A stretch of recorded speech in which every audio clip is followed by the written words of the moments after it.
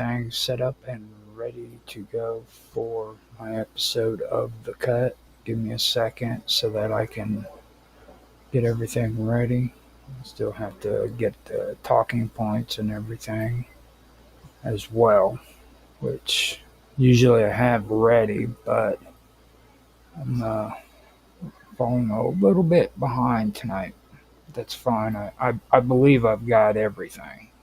A little disoriented. This week has been pretty hectic, but I am pretty sure that I've got all my talking points set up and ready for the show. I could be wrong though because I am not. I'm here, but I'm not all there at the moment. If you know what I'm talking about, so it's kind of like gathering all of it together. Now, this week I want to go over a little bit that I left out when it came to the Great Stink of London. These were actually some pretty interesting facts that were, or that are actually left out of of history that I wanted to cover. So I'm not going to go any further into that because I want to do it with an actual decent introduction and everything before I do that. First, I got to check the audio and make sure everything is working. Yeah, here we go. We've got actually D Live working like it's supposed to. Hit refresh on Rumble so that I can see it. Rumble sounds good. Hit refresh on YouTube. I also have to go into YouTube and make sure that the stream is going to its proper playlist. So first I will make sure it's running and it's in working order. Sounds good on YouTube, and put it in its proper playlist, which is live streams. And just so you guys know, later on, what I usually do is I run this back through as 15-minute clips on both Rumble and YouTube. You can check them out after or at a later time. I also put them on my 8-hour blocks on my regular channel, which is Roger Hansen, and that's only on YouTube, not on Rumble, because the playlists for Rumble are just insane. So I don't even want to attempt doing that. And the reason why I do that is because eventually I want all my content to be available for me to where I can do like uh, 24 hours, 7 days a week live streams, 24/7 live streams. So you can catch them in there on my main account on both. Well, or you can catch them not on both, but just on YouTube as 8-hour blocks with other content that I do have available. So everything seems to be running. I do have this going not only on D Live, Rumble, and YouTube, but I have it also available on Twitch as well as on Kick. So if you guys want to watch this stuff on those channels as well, you can find me there. So with that, I will just go ahead and get with the show. So let me go silent, then I will do my introduction and I'll get on with it. Hello, everybody, and welcome to another episode of The Cut here on the wonderful world of weirdness. I'm Roger Hansen, and today I will be your host. I believe this is the 8th episode of The Cut. I'm not quite sure. It's like I said before I actually started doing the actual stream just here a second ago. That been kind of disoriented this week. I was lucky enough to get the talking points for the show. That's how disorganized I've been. But I have been getting things done I've finished off another video series on another channel that I've been working on, my own personal channel, which is Roger Hansen on and Live with Roger Hansen on Rumble. Just regular Roger Hansen on YouTube. I've been doing Live with Roger Hansen. I finally did the last stream with other people on there. I'll probably go in and do my final thoughts for that one because it's technically only the 11th episode, but I could probably break that down into an hour and a half for each of them because it's a 3 hour stream. But I don't know. It depends. I have all of my streams available on podcast if you guys want to check them out. And it's like I said before, I do have 15-minute videos that are coming out each week to where if you miss this live stream, you can see it again at a later time. So you're more than welcome to check those out.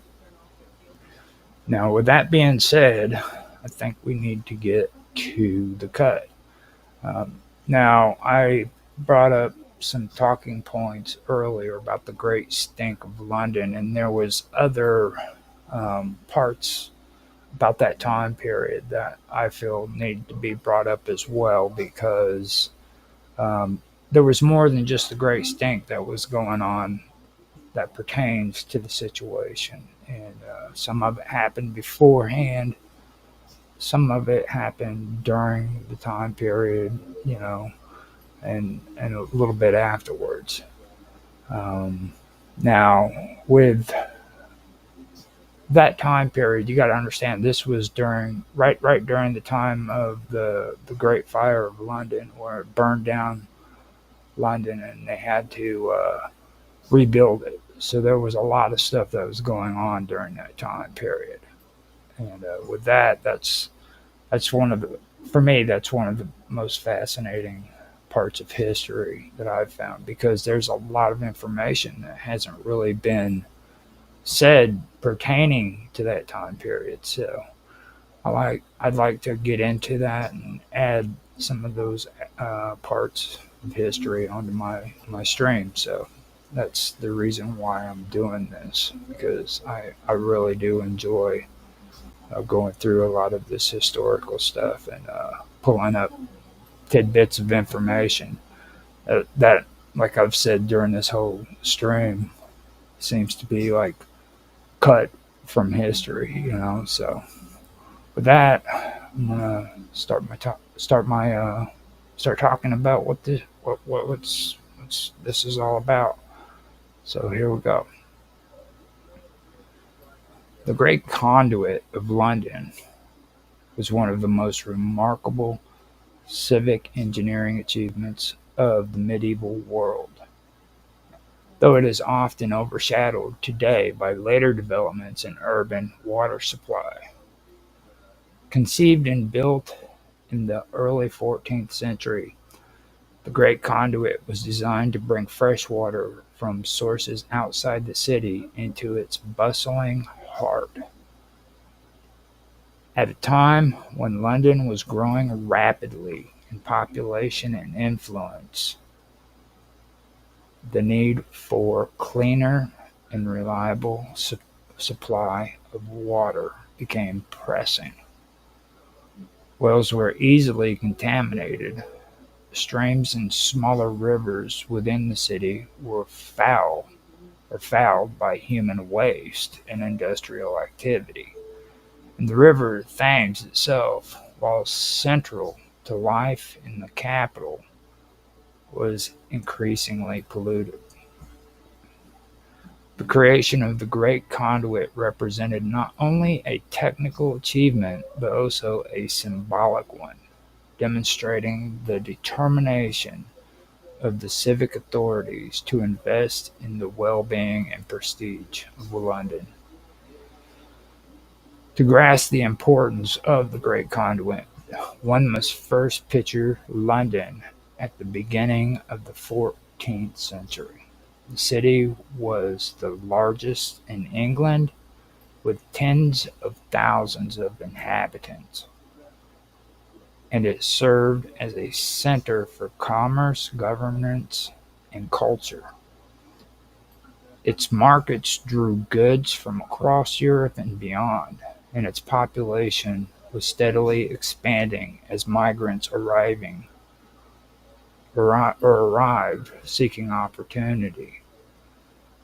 Yet this growth brought severe challenges in sanitation and infrastructure. The reliance on shallow wells and water drawn from Thames exposed residents to frequent outbreaks of disease. Industrial activities such as tanning and dyeing dumped the waste into waterways, and with no organized sewage system, the health risks were considerable. Water, the most basic necessity of life, was being increasingly difficult to obtain in a pure form. The decision to build the Great Conduit was both political and visionary. Civic leaders recognized that a reliable water supply would not only improve daily life but also safeguard the reputation and prosperity of the city. The source chosen was a natural spring at Tyburn, located outside the walls of London to the west. The spring produced water of notable clarity and purity, far removed from the filth of the urban environment. The challenge was to transport this water over land and underground into the city center, a distance of several miles across uneven ground. Work on the system began in the second decade of the 14th century during the reign of King Edward II, and records indicate that the project was underway by the year 1315. Financing was provided by the City of London Corporation, which oversaw civic works and infrastructure. The method of construction reflected the ingenuity of medieval engineers. Trenches were dug to house wooden pipes, which were often made from hollowed out tree barks or tree trunks, joined end to end. In some areas, lead pipes were also used, though wood was far more common due to its availability and lower cost. Chambers built of stone, sometimes called cisterns or heads, were constructed along the route to regulate flow, provide access for maintenance, and store water. The water eventually reached Cheapside, the commercial and social hub of medieval London. Here the authorities constructed a large stone structure, monumental in appearance, which came to be known simply as the Great Conduit. From this central point, water could be drawn by citizens. The design allowed water to be collected in pitchers, buckets, and barrels, and the site became a focal point for daily life in the city. Markets, guild halls, and shops surrounded Cheapside, ensuring the Great Conduit was always busy with activity. Over time, the system expanded. Additional conduits were constructed to carry water to other parts of the city, including Cornhill, Gracechurch Street, and Fleet Street. These expansions reflected both population growth and the desire to extend the benefits of the water supply beyond the immediate center. The conduits were not simply pipes hidden underground, but included prominent stone structures at their termini, which became well-known landmarks. People came not only to fetch water, but also to socialize and gather news. In many ways, the conduit acted as both practical utilities and civic monuments. Access to the water was in theory open to all, though in practice much of it was distributed through water carriers. These individuals, sometimes called cobs or conduit bearers, filled barrels or pails at the conduit houses and carried them to households, businesses, or taverns for a fee. Thus, an economic system grew around the conduits, providing employment while also ensuring that those unable or unwilling to fetch their own water could still benefit from the supply. The conduits also had symbolic importance. During major civic or royal celebrations, water might be allowed to flow freely, and on special occasions the conduits were even made to run with wine. At the coronation of King Edward IV in the 15th century, for example, Cheapside's great conduit was filled with wine as part of the festivals, a vivid reminder of its role as both utility and civic stage. The maintenance of the conduit was an ongoing task. Wooden pipes were subject to rot, leaks, and blockage, and chambers had to be cleaned of sediment. Civic authorities employed wardens of the conduits to oversee their condition and ensure repairs were carried out. Despite these efforts, the system was not immune to problems. The water supply could be interrupted by changes in land use at Tyborn or by encroachment upon the pipes. Farmers or landowners along the route sometimes tampered with the system, and disputes arose over rights to the spring water. These challenges required continual negotiation and vigilance by the city authorities. As London grew through the 15th and 16th centuries, the limitation of the conduit system became apparent.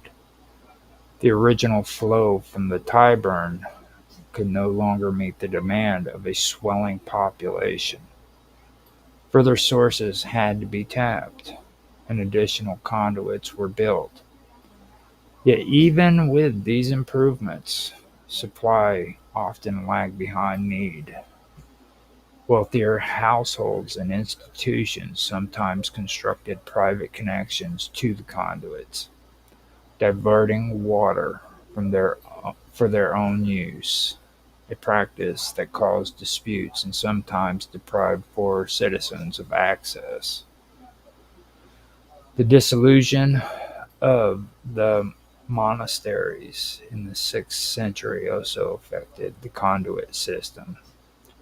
Many of the lands through which the conduits passed had been under the ownership and supervision of religious houses, and their sudden transfer into private hands created new complications. Civic authorities were forced to negotiate with private landowners to maintain the right of way for the pipes and springs. Despite these difficulties, the conduits remained an essential part of London's infrastructure. and their upkeep continued to be a matter of civic priority. The conduits also played a role in times of crisis. During the outbreaks of plague, clean water was a precious resource, and the conduits were crucial in helping to maintain basic sanitation. However, during the Great Fire of London in 1666, the limitation of the system became glaringly apparent. The flow of water from the conduits was utterly insufficient to combat the massive inflagration or conflagration, the massive conflagration that swept unchecked through much of the city. The inadequacy of the conduits in the face of such disaster underscored the need for more advanced and capacious water supply systems. By the 17th and the 18th century, private water companies began to emerge, installing pumps and more advanced piping systems that could deliver water directly to households. These systems drew primarily from the Thames, often with mixed results in terms of water quality, and they could provide far larger volumes than the medieval conduits. The old conduit houses gradually fell into disuse. Their pipes decayed or were deliberately removed, and the once proud stone structures was dismantled. By the late 18th century, the great conduit at Cheapside had been demolished to make way for modern urban improvements, and the system that had served London for centuries was consigned to history. Yet the legacy of the Great Conduit endures. It represents one of the earliest attempts in Northern Europe to create a centralized, publicly managed water supply system for a major city. It demonstrated the capacity of medieval civic authorities to plan and execute large-scale infrastructure projects, and it underscored the vital connection between public health, civic pride, and urban growth. For hundreds of years, the conduits provided clean water to countless Londoners, supporting daily life, commerce, and celebrations. Fragments of the system have occasionally been uncovered during excavations, including sections of the wooden pipes, which provide rare insight into the engineering methods of the time. The memory of the conduits also survive in written records, civic documents, and historical accounts. For historians of medieval and early modern urban life, the Great Conduit serves as an invaluable case study in the relationship between technology, society, and governance. More broadly, the story of the Great Conduit of London illustrates enduring truths about human civilization. Cities cannot thrive without infrastructure, and the hidden systems that deliver water, remove waste, and sustain daily life are as important as palaces or cathedrals. The Great Conduit reminds us that behind the grandeur of medieval London lay a network of pipes and chambers, maintained with difficulty yet essential to the life of the city. It was both a triumph and a limitation, a bold attempt to solve the problem of clean water that ultimately gave way to more advanced systems, but which, in its own time, was revolutionary. In the end, the Great Conduit was far more than a piece of plumbing. It was a civic monument, a symbol of collective effort, and a practical necessity that helped London grow into one of the great cities of the world. Though the stone structures are gone and the wooden pipes have rotted away, its influence continues in the very ideas that access to clean water is a responsibility of civic society, and the great conduit of London was the foundation upon which later generations built the modern water systems we take for granted today, and it deserves recognition as one of the great achievements of medieval urban engineering.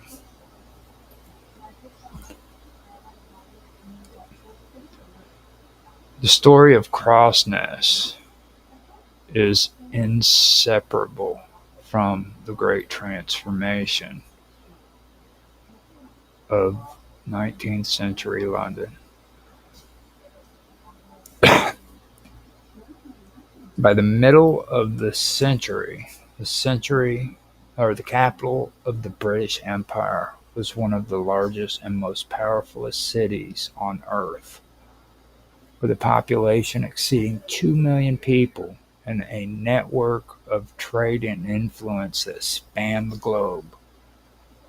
Yet beneath the veneer of imperial grandeur lay a crisis of filth and disease that threatened the very life of the city. For decades, Londoners had relied on cesspits, rudimentary drains, and the River Thames itself as repositories for human and industrial waste. As the city grew, so too did the volume of effluent, effluent, until by the 1840s and 50s the Thames was little more than an open sewer. The result was not only unbearable stench, but also deadly epidemics of cholera and typhoid, which claimed tens of thousands of lives. The crisis reached its infamous peak in the summer of 1858, known forever as the Great Stink. That year, an unusually hot spell baked the banks of the Thames, concentrating the foul odors of untreated sewage that poured endlessly into the river. The stench was so overwhelming that members of Parliament could barely sit in the Palace of Westminster, which stood directly above the tainted waters. Sheets soaked of chloride or lime were hung over windows in a futile attempt to mask the odor. Yet business nearly ground to a halt. The Great Stink shocked the political class into recognizing that action could no longer be delayed. It was clear that London required a comprehensive sewer system on a scale never before attempted, and the man who would design and oversee it was Joseph Bazalgette. Bazalgette, the chief engineer of the Metropolitan Board of Works, was a figure of extraordinary vision and perseverance. A civil engineer by training, he possessed both the technical expertise and the administrative acumen to manage a project of unparalleled size and complexity. His plan was to construct a vast network of intercepting sewers that would capture waste before it could reach the Thames, carry it downstream, and discharge it far from the center of London. The system would involve more than 100,000 miles of street sewers, feeding into nearly 80 miles of main interceptors. These immense underground arteries, built of millions of bricks, would convey sewage eastward away from the densely populated heart of the city. At the end of this system, Bazalgette planned two great outfall works, one on the north bank of the Thames at Beckton and the other on the south bank at Crossness. It was at these sites that the sewage collected by the interceptors would be lifted, stored, and ultimately discharged into the river on the outgoing tide, reducing the risk of it washing back into the city. Of these two sites, Crossness, on the southern bank of the Thames in what is now the London borough of Bexley, became the most celebrated, thanks both to its sheer scale and to the architectural grandeur of its engine house. Construction at Crossness began in the 1860s and represented the culmination of Bazalgette's vision. The site required the creation of massive storage reservoirs, each capable of holding millions of gallons of sewage, and a pump station equipped with colossal beam engines to lift the waste from the lower level intercepting sewers into these reservoirs. The engines themselves, designed by the firm of James Watt and Company, were among the largest and most powerful ever built at the time. Four of them, each named after members of the royal family: Victoria, Prince Consort, Albert, Edward, and Alexandra, stood as titans of the steam age, capable of lifting tons of effluent with every stroke. Yet Crossness was not merely functional. The engine house was designed with a degree of architectural flourish unusual for an industrial site, a testament of Victorian confidence in engineering as a civilizing force. Constructed in the Romanesque style, the building featured soaring arches, intricate brickwork, and ironwork of extraordinary beauty. Inside, the cast iron columns and galleries were decorated with ornate patterns, painted in bright colors and gilded, transforming the pumping station into what has often been described as a cathedral of sewage. The decision to invest such artistry in a utilitarian structure reflected both civic pride and a desire to elevate public works to the level of national monuments. The operation of Crossness began in 1865, and the impact on London was profound. For the first time, the city possessed a systematic means of removing its waste and reducing the contamination of the Thames. The link between contaminated water and cholera had been established earlier by John Snow, though not fully accepted until the late 19th century. And Bazalgette's sewers helped to eliminate the outbreaks of waterborne diseases that had so often devastated London. Mortality rates declined, and the overall health of the population improved dramatically. The psychological effect was equally significant. Londoners could at last breathe easier, and the city's reputation as a modern metropolis was secured. Crossness continued to serve as a vital part of London's sewage system for more than a century. The engines worked tirelessly, pumping millions upon millions of gallons of sewer eastward.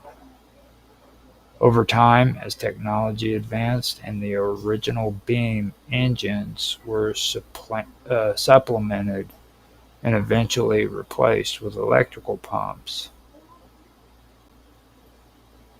or over time, as technology advanced, the original the beam engines, were supplanted and eventually replaced by electrical pumps. Yet the site retained its importance within the overall network. The grandeur of the engine house gradually faded as grime accumulated and paint peeled, but the basic structure endured. By the mid-20th century, however, changes in sewage treatment and the expansion of London rendered the old pumping stations obsolete. Crossness was decommissioned in the 1950s, and its once mighty engines were left to rust in silence. For decades, the site languished, its architectural splendor obscured by decay, its role in the salvation of Victorian London largely forgotten by the public. Yet among historians and engineers, the significance of Crossness was never in doubt, and efforts eventually began to preserve and restore it. In the 1980s, a group of dedicated volunteers formed the Crossness Engines Trust, determined to save the site from complete ruin. Through years of painstaking labor, they began to clean, repair, and restore the engines and the building. What they uncovered astonished even seasoned experts. Beneath layers of grime lay ironwork of dazzling intricacy, painted in vivid red, greens, blues, and golds. The restoration revealed the full glory of Victorian industrial design, reminded the world that the Victorians saw no contradiction between utility and beauty. Today, Crossness stands not only as a monument to Joseph Bazalgette's genius, but also as a rare survivor of the great age of steam engineering. Visitors can walk among the restored galleries, gaze upon the immense beam engines, and marvel at the artistry lavished upon a structure built to deal with human waste. It is a place where history, engineering, and art converge, offering profound insight into the values and achievements of the 19th century. The story of Crossness also carries broader lessons. It demonstrates the capacity of societies to confront existential challenges through innovation, investment, and collective effort. Faced with epidemics and political paralysis, Victorian London did not collapse, but instead rose to the occasion. creating infrastructure that safeguarded public health for generations. Crossness reminds us that even the most unglamorous tasks, such as the disposal of sewage, can be imbued with dignity and grandeur when approached with vision. Moreover, Crossness embodies the paradoxes of industrial civilization. It is both a place of filth and of beauty, of necessity and of aspiration.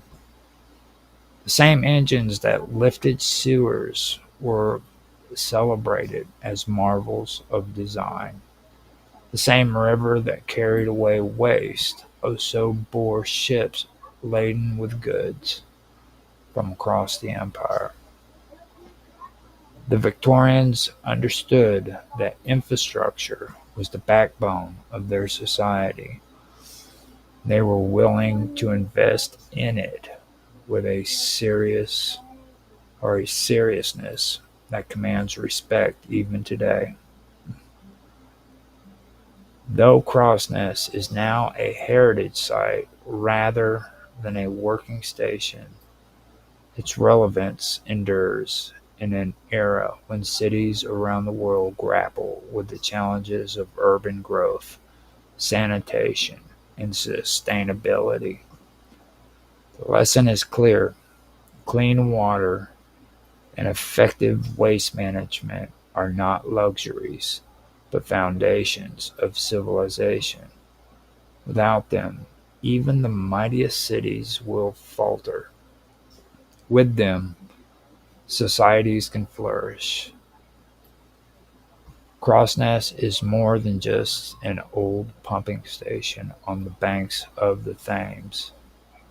It is a symbol of the Victorian will to master nature through engineering, a testament to the link between public health and public works, and a reminder that progress often depends upon investments that are hidden beneath our feet. The Cathedral of Sewage, as it has been called, deserves its place along the great monuments of the age, for it speaks not only of pipes and engines, but of lives saved, diseases prevented, and a city renewed.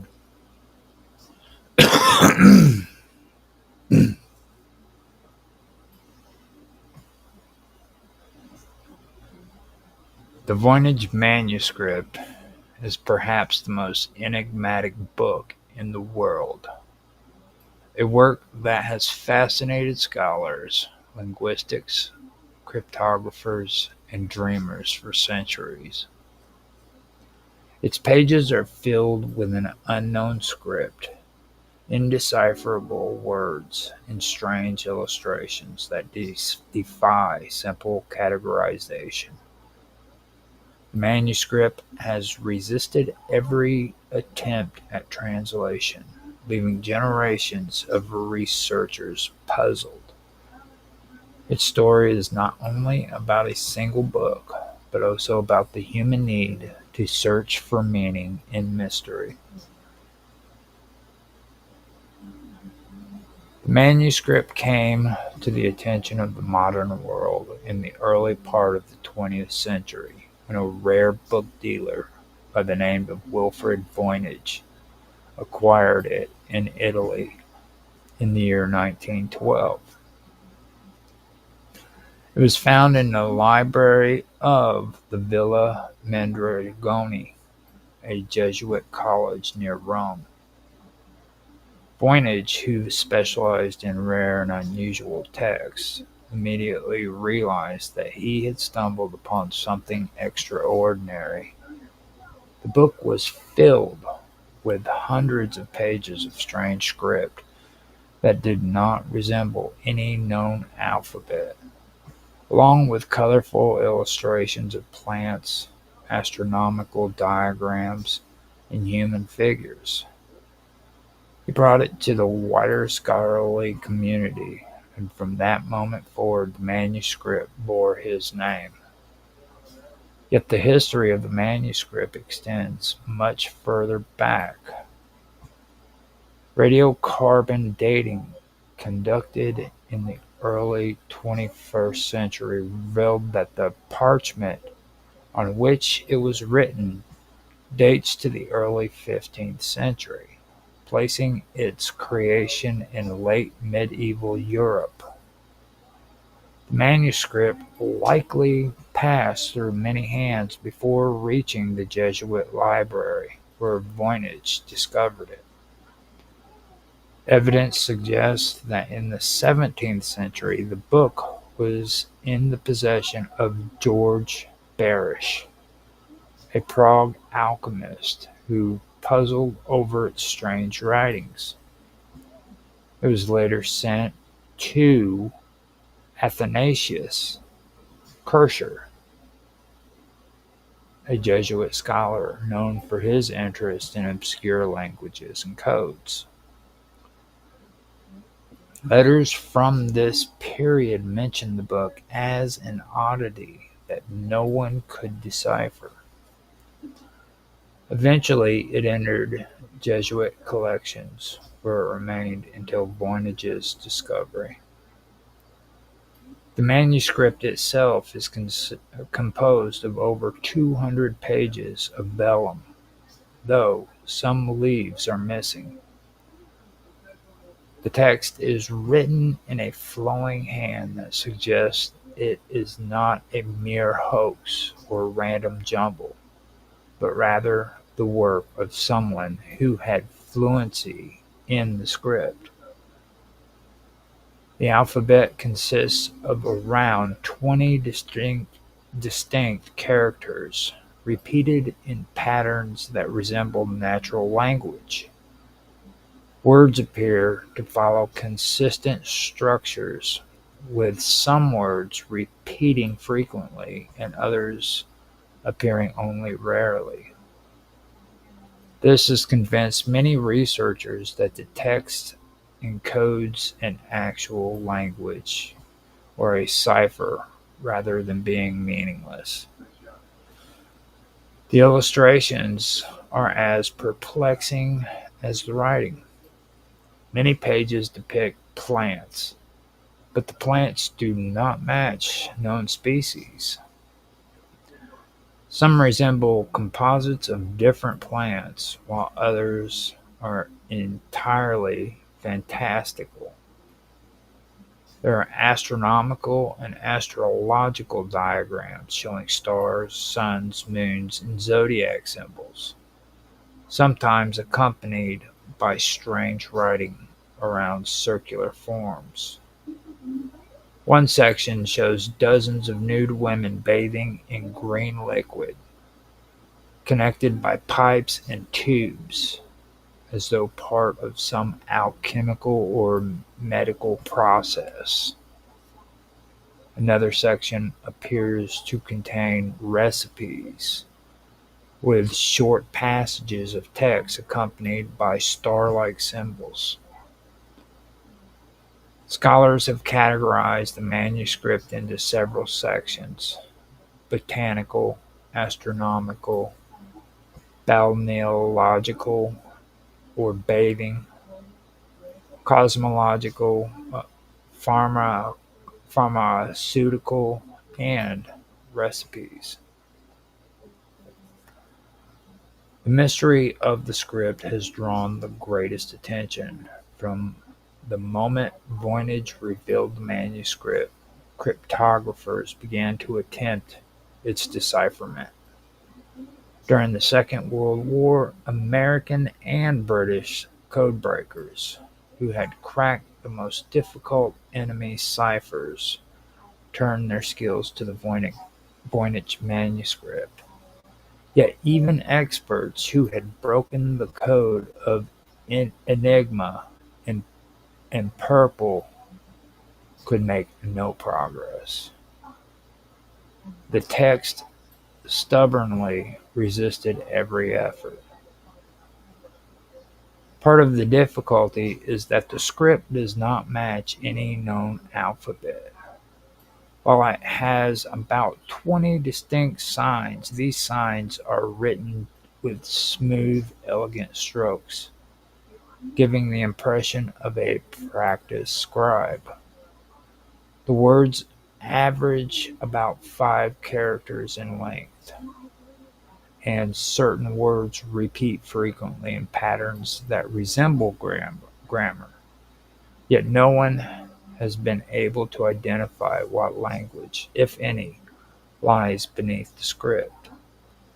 Some argue that it could be a cipher encoding a known language, while others believe it represents an entire invented tongue. Over the years, countless theories have been proposed. Some suggest that the manuscript was the work of medieval alchemists or natural philosophers attempting to record secret knowledge in code. Others believe it is a treatise of medicine, perhaps focusing on women's health, given the illustration of bathing women. Some see it as an astrological guide, connecting plants and healing practices with the stars. A more romantic theory holds that it is the work of a genius or eccentric who created an entire new language and alphabet meant only for themselves. There is also the theory that the Voynich manuscript is an elaborate hoax. Some argue that it was created in the 15th or 16th century to fool wealthy patrons who were willing to pay for rare and mysterious knowledge. The apparent consistency of the text, however, makes this theory difficult to sustain. To generate more than 200 pages of pseudo-language with consistent patterns would require immense effort and sophistication, raising the question of why anyone would go to such lengths merely to deceive. The modern era has brought new tools to the study of the manuscript. Computer algorithms have analyzed the patterns of the text, comparing them to known languages. Some studies suggest that the statistical properties of the text resemble natural human languages more than random gibberish. Others have tried to match the words with specific languages, from Hebrew to Nahuatl to Chinese, but none of these identifications have held up to scrutiny. Machine learning methods have been applied, yielding tantalizing hints, but no definitive solutions. The illustrations, too, have been studied in detail. Botanists have tried to identify the plants with little success. Some appear to be composites of known species, while others are unlike anything that grows on Earth. Astronomers have examined the star diagrams, noting that some correspond to real constellations, while others do not. The bathing women have been interpreted as allegories or alchemical transformation, or as depictions of medical practices involving water. The pipes and baths could represent the body or perhaps a symbolic vision of the cosmos. Despite centuries of effort, the manuscript remains unread. This enduring mystery is part of its allure. Each generation of scholars believes that they may be the one to unlock the code, only to find the solution slipping from their grasp. The Voynich manuscript has thus become a mirror in which we see reflected our own desires for knowledge, our own projections of meaning onto the unknown. The cultural impact of the manuscript is profound. It has appeared in novels, films, and popular culture as a symbol of mystery and hidden knowledge. Writers have imagined it as a magical grimoire, a lost work of genius, or even a message from extraterrestrials. The manuscript inspires the imagination precisely because it resists explanation. In an age when so much can be decoded, categorized, and explained, the Voynich manuscript stands as a reminder that not all mysteries yield to reason. Yet the manuscript is not merely a puzzle, it is also a material artifact, a window into the culture of 15th century Europe. The vellum, inks, and pigments provide information about medieval technologies of bookmaking. The style of the drawing, the style of the drawings, though strange, share features with other manuscripts of the period. The fact that such work was produced at all tells us something about the intellectual ferment of the time, when scholars and alchemists explored the boundaries of science, magic, and language. In recent years, the Beinecke Rare Book and Manuscript Library at Yale University, which houses the Voynich manuscript, has made high-quality digital scans available online. This has opened the text to a global community of researchers and enthusiasts.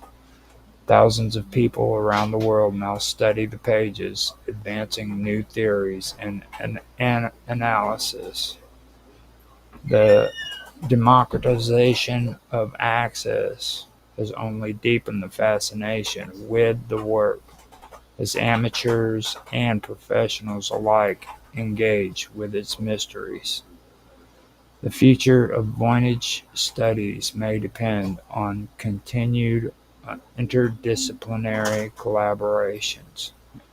Cryptographers or cryptographers, linguistics, historians, and computer scientists all bring different perspectives. Perhaps one day the code will be broken and the contents of the manuscript revealed, or perhaps it will remain forever obscure, its meaning lost to time. Either outcome carries significance. If the text is decoded, it will enrich our understanding of medieval thought. If it remains a mystery, it will continue to inspire wonder. The story of the Voynich manuscript is thus not only about a single book, but about the human spirit. It embodies our drive to uncover secrets, to make sense of the unknown, to believe that meaning lies hidden just beneath our grasp. It reminds us that knowledge is never complete, that even in a world of science and technology, there remains enigmas that resist resolution. In this sense, the Voynich manuscript is not just a puzzle, but a parable, a story about our relationship to mystery itself. The manuscript has endured for more than 6 centuries, passed from alchemists to Jesuits to modern scholars, always carrying with it the aura of the inexplicable.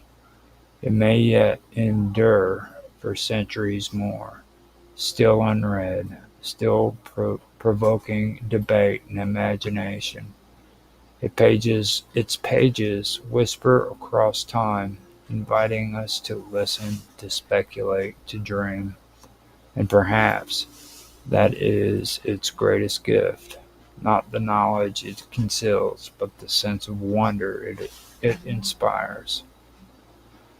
Among the most enduring theories concerning the authorship of the Voyage manuscript is that it may have been created by the English friar and scholar Roger Bacon. Bacon lived in the 13th century and was known for his interest in alchemy, optics, and natural philosophy.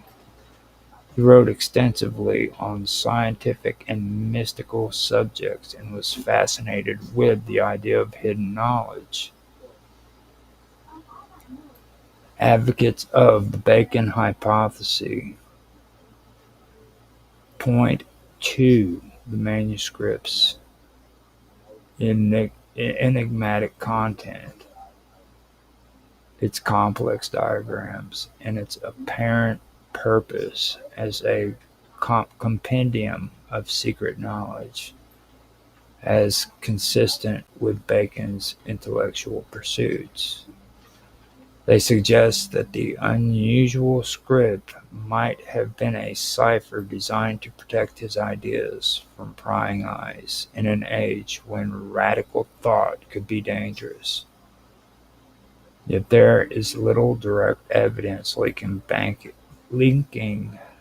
Bacon to the manuscript, and the carbon dating of the volume, or vellum, to the early 15th century postdates his death by more than 100 years, making this theory historically unlikely. Nevertheless, the association endures, in part because Bacon represents the archetype of the secretive medieval genius whose knowledge was centuries ahead of its time. Another theory credits the English mathematician, astrologer, and occultist John Dee with the manuscript's creation. Dee lived during the 16th century and served as an observer to Queen Elizabeth I. His collected an enormous library of books of mathematics, alchemy, divination, and the occult. Dee, along with his associate Edward Kelly, claimed to communicate with angels through a practice they called scrying. Supporters of the Dee theory argue that the manuscript could be an alchemical treatise disguised as a coded work, intended to protect knowledge while still conveying it to a select few. The elaborate diagrams and esoteric content resonate with what is known about Dee's work, particularly his interest in astrology, the combination of magic and science, and the creation of unique symbolic symbols. However, the connection remains speculative, as there is no concrete evidence that Dee or Kelly ever possessed the manuscript. Some scholars have suggested that the manuscript might have been the work of an unknown or anonymous alchemist or scholar in continental Europe, possibly in northern Italy or Bohemia, where the book was documented in the 17th century. This theory emphasizes the style of the illustrations and the manuscript's material composition as consistent with 15th century European craftsmanship. The botanical drawings, though peculiar, show an understanding of plant structure, while the astronomical diagrams indicate knowledge of the skies, suggesting the creator was educated and skilled in multiple fields. The identity of this individual may be lost to history, and the manuscript may remain the only surviving testament to their intellect. Another perspective considers the manuscript as a work of linguistic experimentation, or even early scientific fiction.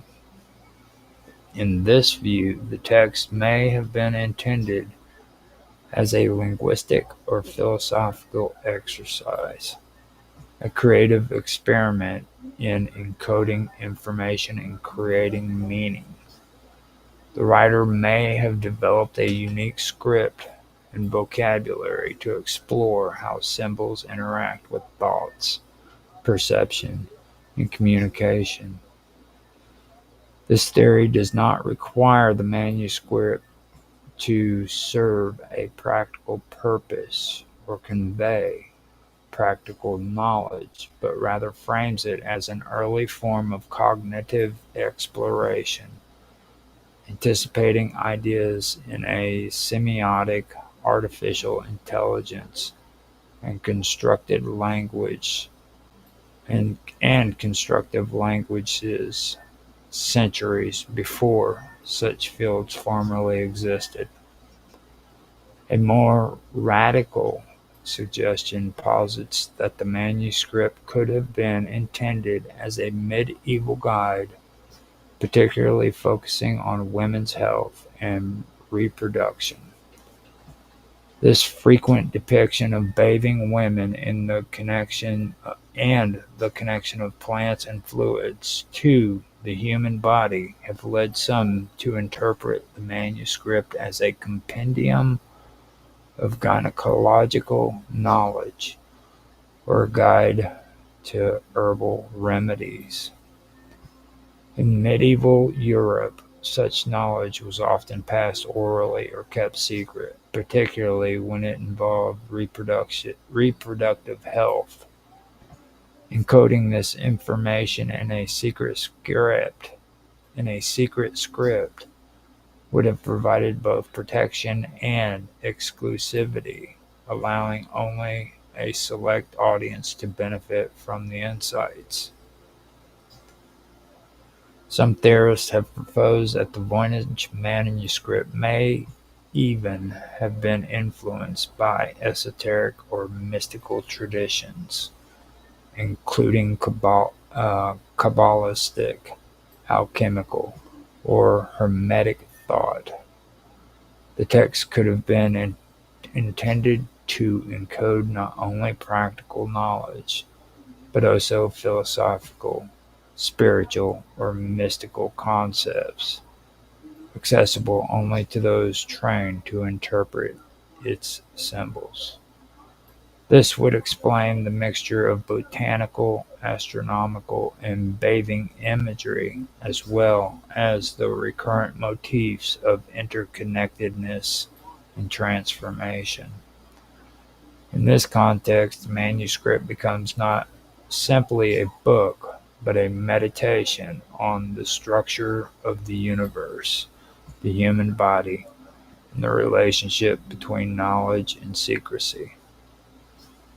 Cryptographers, meanwhile, have explored the possibility that the manuscript contains a sophisticated cipher that hides information of immense value. Some have suggested that it could encode natural languages or language using a method that has yet to be discovered. Others have hypothesized that the manuscript employs a polyalphabetical cipher where symbols represent multiple letters depending on context, or a homophonic cipher where one character can encode several different sounds. Despite these efforts, no code-breaking method has conclusively succeeded, demonstrating both the complexity of the manuscript and the ingenuity of its creator. In addition to historical and linguistic analysis, Modern technology has opened new avenues of research. High-resolution imagery has allowed scholars to study the ink, pigments, and brushstrokes, revealing the skill and the care in which the manuscript was created. Spectral analysis of the inks have shown that some pages contain mixture of iron gall, ink, and organic pigments, consistent with practices in 15th century Europe. Microscopic examination of the vellum indicates preparation techniques that would have required both expertise and patience. These material studies suggest that the manuscript was not a casual work but a deliberate, carefully crafted artifact. Artificial intelligence and machine learning have also been applied in recent years. Algorithms have been used to analyze word patterns, character frequency, and structural repetition. These studies suggest that the text exhibits statistical properties consistent with natural languages, including predictability in words, sequences, and syntactic structure. Although AI has not deciphered the manuscript, these insights support the notion that it encodes meaningful content rather than being random signals or symbols. The mystery of the Voynich manuscript is heightened by the absence of any corroborating historical references. Unlike most medieval works, there are no copies, no translations, and no known commentary by contemporaries. Aside from passing references by owners such as Berish or Kircher, this isolation raises questions about how widely known the manuscript was and whether it served a practical purpose or was intended as a private intellectual exercise. The allure of the manuscript lies not only in the challenge of deciphering, but also in the aesthetic and imaginative appeal of its illustrations. Each page draws the viewer into a world of unusual flora, cosmic diagrams, and symbolic imagery that seems both familiar and alien. It encourages careful observation, speculation, and interpretation, engaging both scientific and artistic sensibilities. The work exists at an intersection of art, science, and mysticism, making it a unique artifact of human creativity. The Voynich manuscript remains one of the most compelling mysteries of the pre-modern world. Its authors may be seen as genius. No, its author may be seen may have no, its author may have been a genius, a mystic, an alchemist, or an anonymous scholar whose identity is lost to history. Its content may encode practical knowledge, spiritual insight, linguistic experimentation, or a complex cipher yet to be solved.